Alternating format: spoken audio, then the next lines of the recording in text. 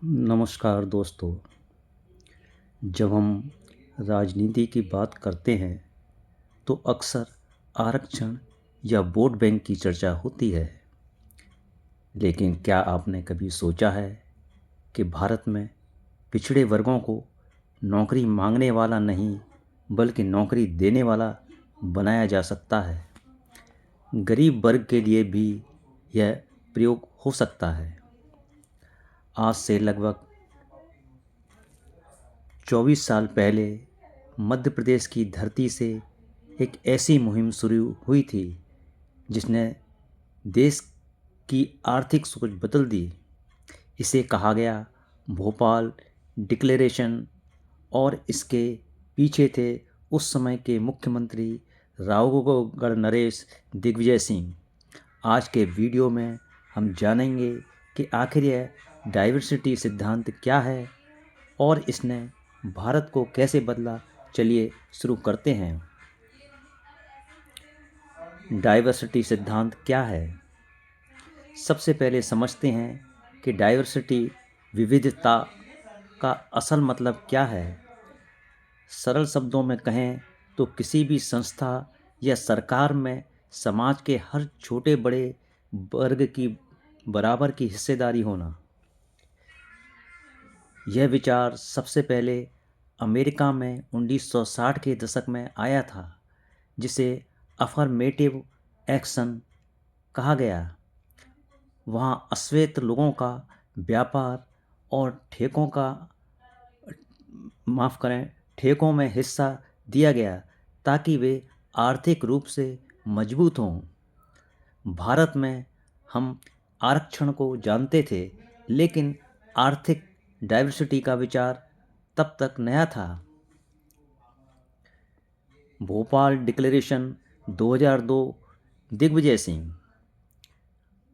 वह ऐतिहासिक मोड़ तारीख थी 12-13 जनवरी 2002। मध्य प्रदेश के मुख्यमंत्री राघोगढ़ राजा दिग्विजय सिंह ने भोपाल में देश भर के दलित और आदिवासी बुद्धिजीवियों को इकट्ठा किया। इसमें प्रमुख नाम था दलित चिंतक चंद्रभान प्रसाद का। वहाँ एक दस्तावेज तैयार हुआ जिसे भोपाल डिक्लेरेशन कहा गया। इसकी सबसे बड़ी मांग थी पूंजी की लोकतंत्रीकरण, डेमोक्रेटाइजेशन कैपिटल। इसका मतलब यह था कि दलितों को सिर्फ चपरासी या क्लर्क की सरकारी नौकरी न दी जाए, बल्कि उन्हें सरकारी ठेके टेंडर्स में हिस्सा दिया जाए।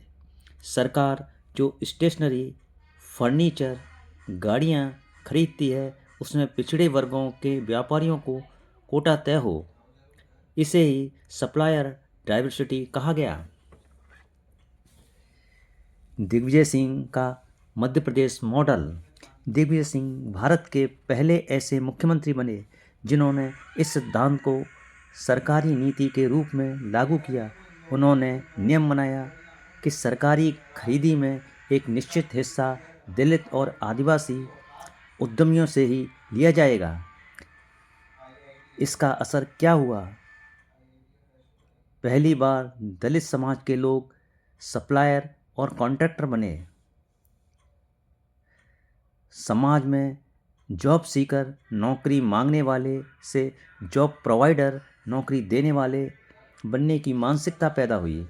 इस विचार को आगे चलकर DICCI, Dalit Indian chamber of commerce and industries जैसे संगठनों की नींव पड़ी। आज के समय में महत्व। आज जब हम 2026 में खड़े हैं तो मुद्दा फिर से चर्चा में है। चर्चा है भोपाल डिक्लेरेशन 2 की। आज के दौर में जब सब कुछ डिजिटल हो गया है, AI, आर्टिफिशियल इंटेलिजेंस का ज़माना है, तब यह डाइवर्सिटी सिद्धांत और भी ज़रूरी हो जाता है।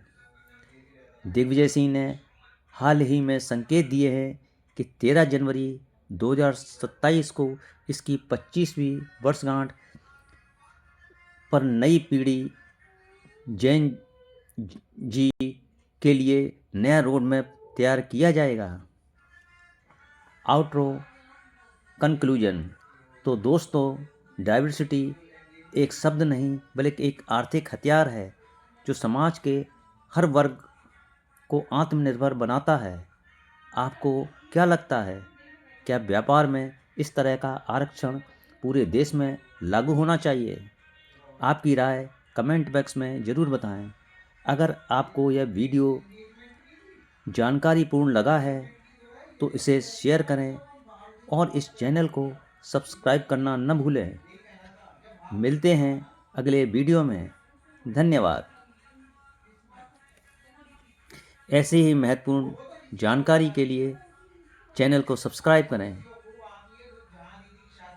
कमेंट बॉक्स में अवगत कराएं कि यह जानकारी आपको कैसी लगी।